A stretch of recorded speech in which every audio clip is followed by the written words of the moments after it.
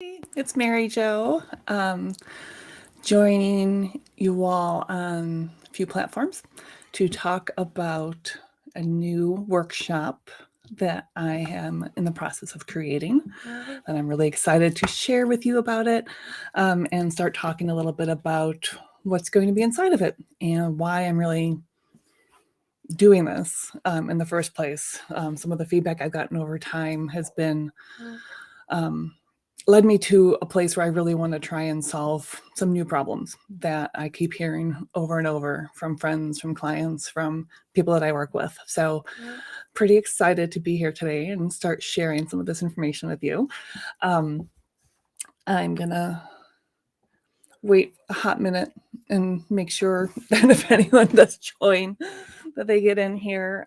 Otherwise, hopefully you're catching this on the replay, and we'll find what I discussed today interesting, useful, and maybe you can even give me a little feedback about what else you'd like to hear. So let's go ahead and jump in. So one of the things that I think is really difficult for a lot of us in leadership positions, especially as we get our first leadership position, it could be something small, like leading a small team or a project team. It could be your first real management role where you have a decent amount of people reporting to you. We don't get those positions typically because we've demonstrated leadership. It's because that's kind of the next progressive spot in our career. And we don't always get taught leadership on the job. You don't go to school specifically for leadership unless you're pursuing a master's that really focuses on it, right? But your training through college really didn't have a lot to do with leadership. It was probably about your technical skills for your job and the things that actually you do every day in your position up until this point as you become a leader.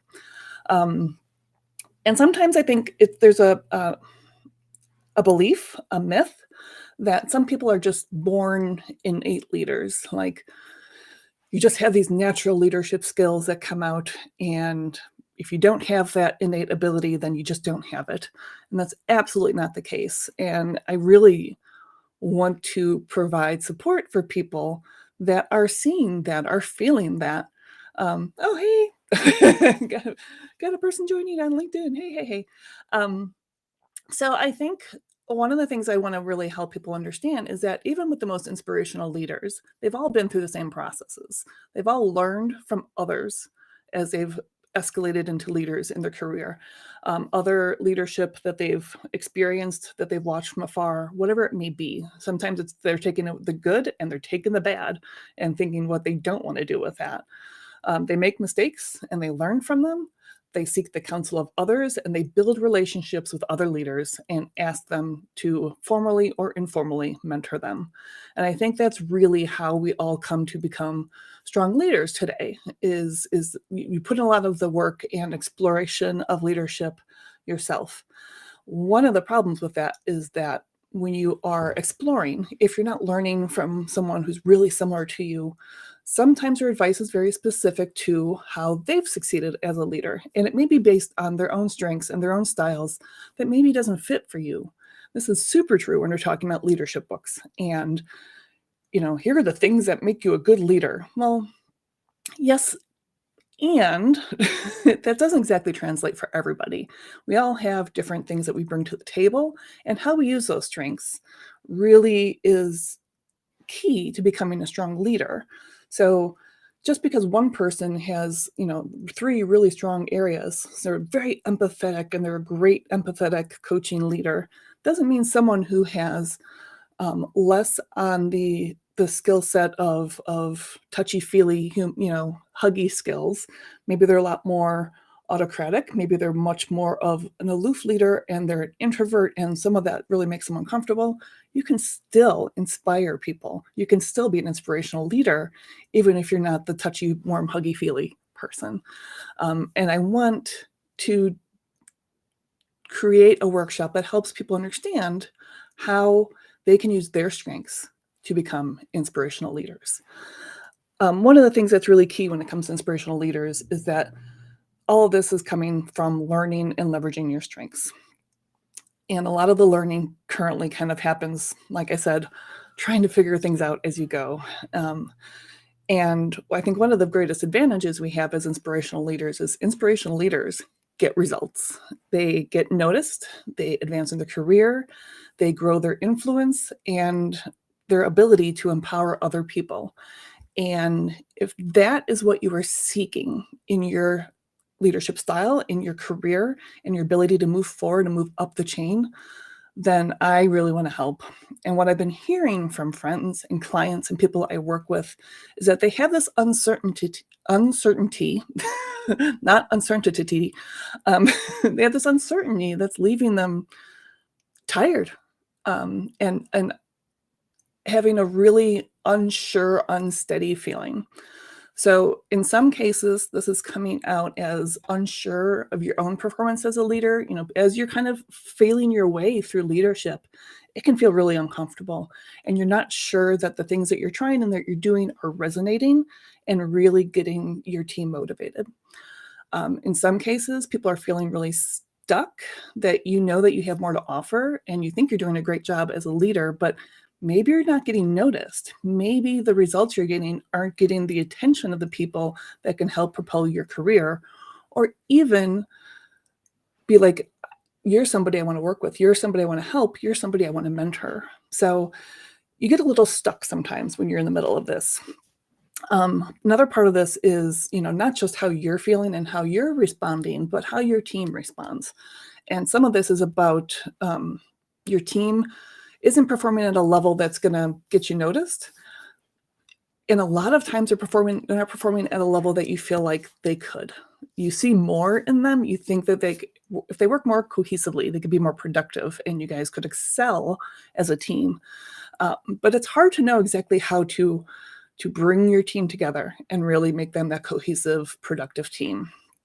And at the end of the day, if you have any of these pieces as you're trying to wiggle your way through the leadership landscape, you start feeling overwhelmed and you get stressed and just exhausted from trying new things, from researching and trying to emulate other people, and maybe that doesn't align with you.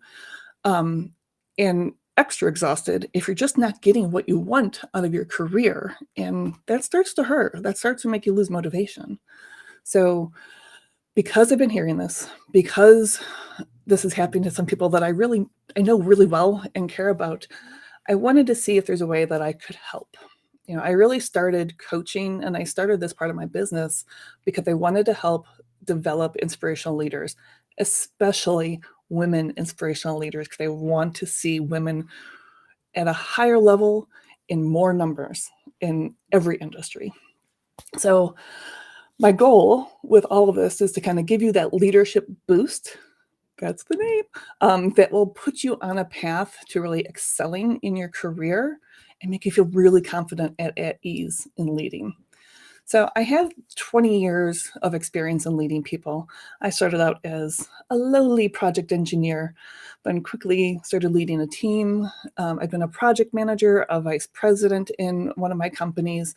I'm an elected official, and I've had a really amazing amount of opportunities when I worked at FEMA for 10 years. That is really unique, I don't think most people get the wide range of opportunities to lead that I did when I was at FEMA. So I led a call center in response to Hurricane Katrina. I led a $40 million IT contract where I was responsible for that contractor's deliverables, performance, and budget. I facilitated teams that helped create new programs and new structures for governing these programs. That's really not something that you get a chance to do in your 30s in a lot of businesses. So I've had this really amazing opportunity to be a leader, to develop teams, to work with teams, to facilitate teams, and I think it's brought me this really unique breadth of experience across a variety of industries. And I've worked with and for every type of leader you can imagine, and again, the good and the bad. And I got to say, you take away just as much from the bad leaders as you do from the good ones sometimes. There's definitely one person in particular that I think of that I'm like, I do not want to be like them. I'm going to do everything differently. And it was early in my career, and it was really a good learning moment if I now can look back at it in that way. But it's something interesting to learn as you go through and identify the good and bad leaders in your life.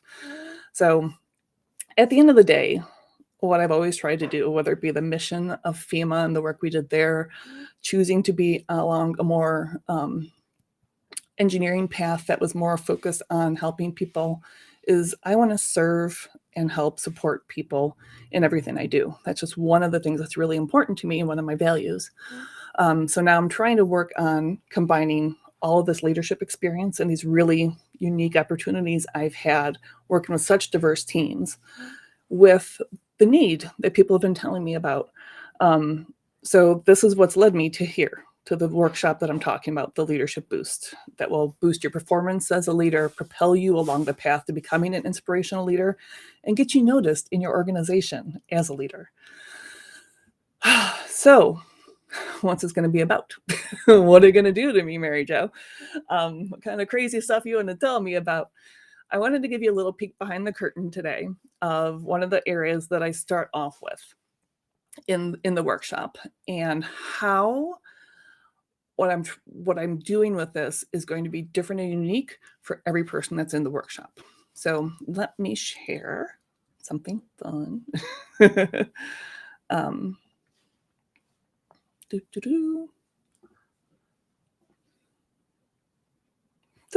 Okay, so I want to tell you a little bit about the 6 characteristics of inspirational leaders.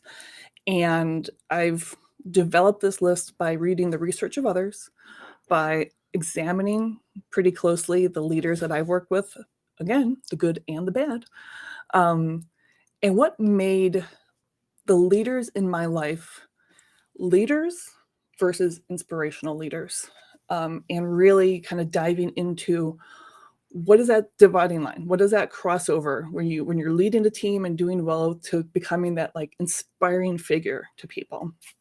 And I think the first one out of the 6 is inspirational leaders are focused on growing and evolving. And this is something that I think applies to not just the leader, but their passion for growth and the mindset, the growth mindset, and their passion for evolving and continuing to improve spills over into the work that they do, into the teams that they lead. And it's much bigger than just trying to keep up your skills or anything like that yourself. So inspirational leaders have this really strong growth mindset and want to continue to improve themselves, their work, and everyone around them. The next trait, maybe this will, there we go, is, I've talked a lot about authenticity in some of my live streams, but I think it's so important for an inspirational leader to be totally authentic and honest.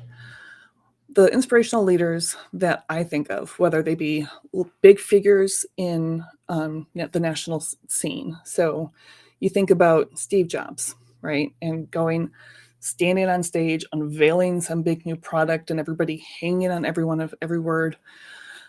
And the fact that he could take Apple from this place of small time, doing some work, to this revolution of products.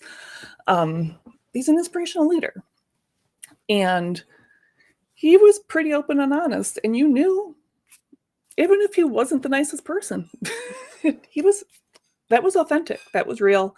And I don't think he was ever hiding who he was. In my life, I think of some of the leaders I've had at FEMA and the people who really inspired change and inspired action. And they're just extraordinarily open and authentic. Like, they told you what they believed and you knew it was true. You knew it was from the heart, and this passion came out of them for what they did. And I think in order to inspire, that's extraordinarily important and something that all inspirational leaders have in common. Inspirational leaders also nurture and build their teams. And this goes far beyond a good leader that identifies good people, puts them on their team, and gives them direction and things like that. Inspirational leaders go an extra step to using that growth mindset and that focus and passion for evolving, and putting that on their teams also, and giving them every tool and resource, whether it be their time and attention, their energy, money for real training programs, for things that really help people grow, to nurture their team and give them all of the support that they need to excel. And I think that is one of the strongest things about an inspirational leader is they're constantly evaluating, assessing, and building up that team. The best part about this, it's not just about growing people on your team or growing the team. It's also gives everybody this sense of value as a team member, and this larger worth because that inspirational leader is investing in you. So while this is a trait that I think inspirational leaders all have, it's also something that goes really far with the teams you manage and help them excel and perform at the highest level, because you really are showing that you care about them, that their performance is important to you, and that you want them to succeed. It's not just about you as an inspirational leader, it's about your team. The fourth item is that inspirational leaders exemplify their values. I think that after talking to them for 10 minutes, what's really important to them, what things are really special in their life, and what they value the most.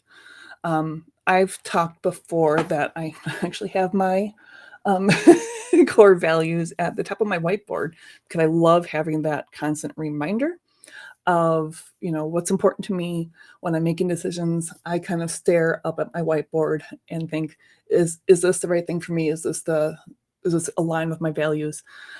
And they make decisions that are driven by their values. They speak in a way that lets you know what's important. Their values just come out of their pores, and it's easy to identify what's important to them. I will tell you, and this is not going to surprise you based on everything I've said so far, and if you've watched me before, you're going to be like, yep, that sounds right, that sounds right, that sounds right. My values are around professional growth, service, teamwork, fun, and trust.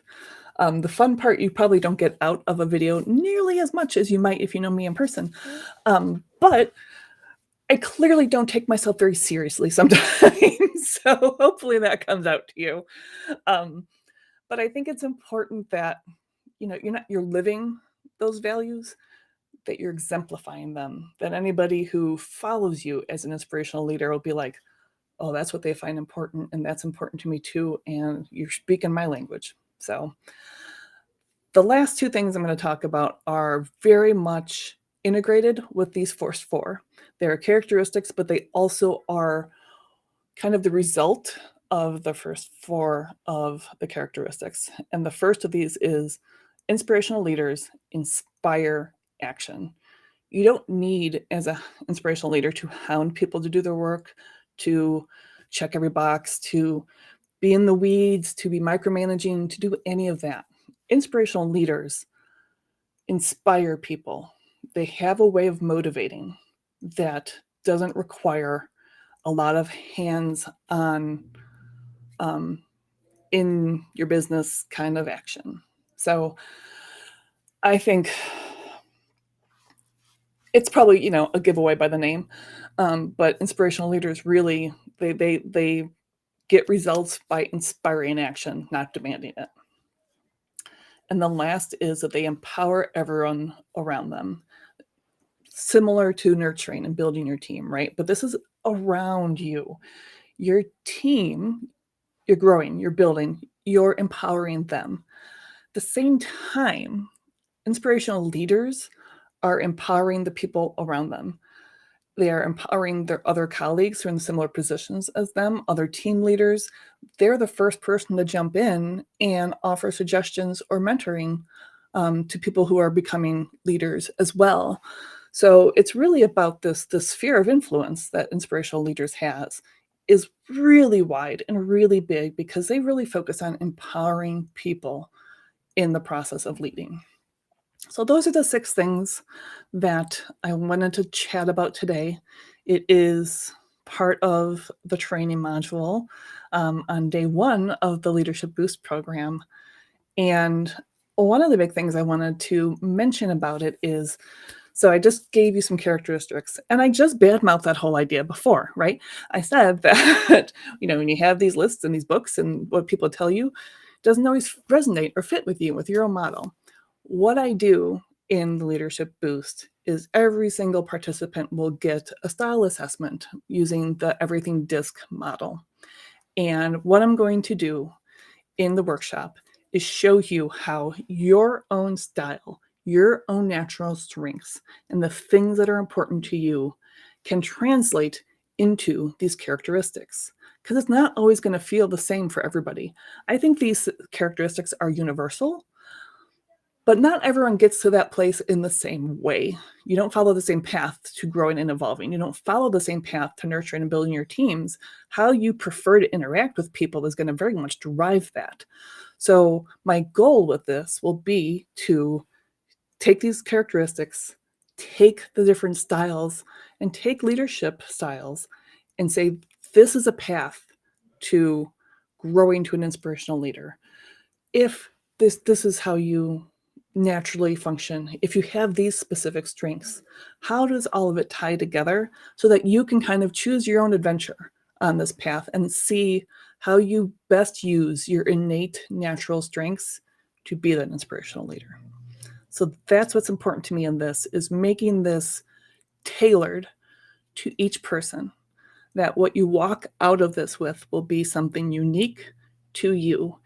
You're going to hear the same content, but I'm going to explain how you get there depending on your natural styles and your leadership abilities. And I get it. I just talked about a lot, and that sounds like, oh my gosh, that sounds time consuming.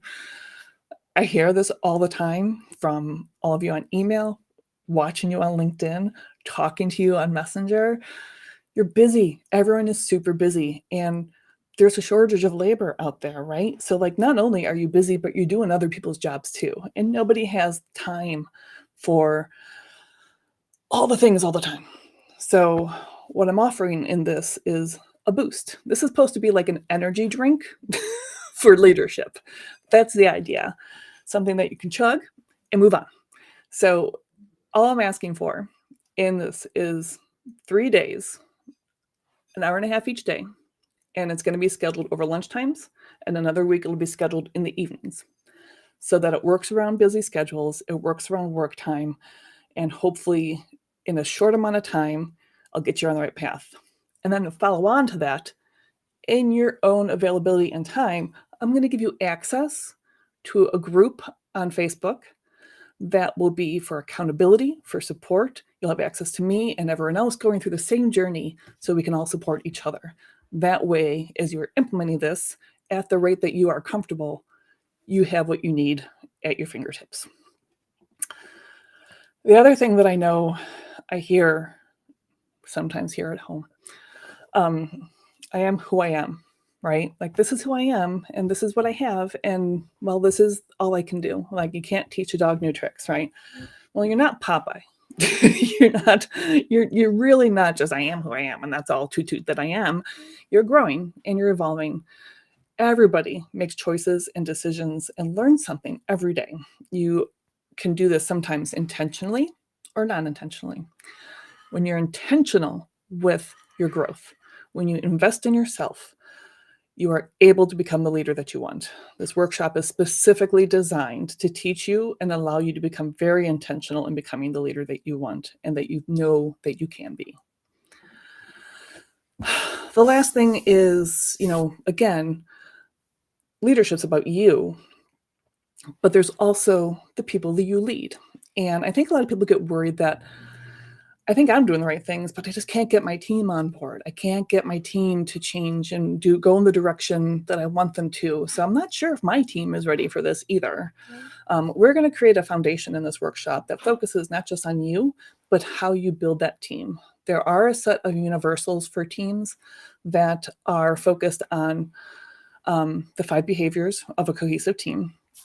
And whatever stage of their career experience, whatever your team members are in, these universals apply to them. These are ways that we will give you a foundation that you can build up your team. And when you start with that foundation, the first big thing is kind of getting everyone on the same page, getting everyone moving in the same direction together, and becoming very functional as a team, not just a series of individuals and a bunch of people that report to you, a solid team. So you're going to be able to lead them and grow them with what's in this workshop. This isn't going to be, here's, the 6 characteristics and how you can do, and good luck. We are going to talk about how you translate what you've learned about yourself, what you've learned in crafting your leadership style, and then how you really work with your team to focus them. So you may have other concerns. Maybe you have other questions. I don't know. But I am going to address any comments that you give me today. I'm going to come back here on Thursday and chat with you all again. And at that point, I'm going to share more about what the program is, give you another little peek behind the curtain of some of the things that we'll talk about, and address any questions or concerns that you have as I've been explaining this today. So if you have any questions, you have any concerns, put them in the comments as soon as you finish watching this. Tell me what you think. Tell me if you don't think this is feasible, that you have a problem with thinking that you could be successful at it. This doesn't make sense. Can you explain more about this? I'll make sure that I address all of that. So thank you all for being here, for joining me. Drop me a comment with any of your questions and concerns, and I will be back online Thursday to explain a little more. So until then, good luck. Have a great couple days, and I'll talk to you